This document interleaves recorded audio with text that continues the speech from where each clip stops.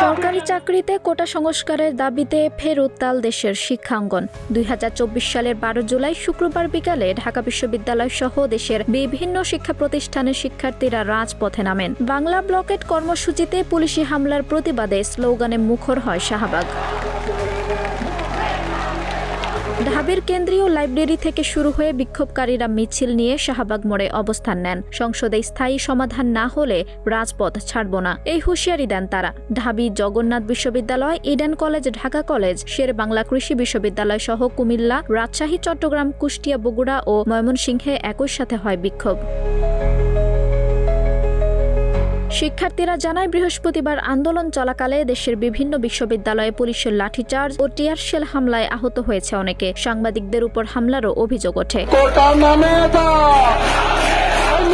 বিক্ষোভে ছাত্ররা স্লোগান তোলে, কোটা না মেধা, মেধার জয় চাই, সংগ্রাম চলবেই, আমার সোনার বাংলায় বৈষম্যের ঠাঁই নাই।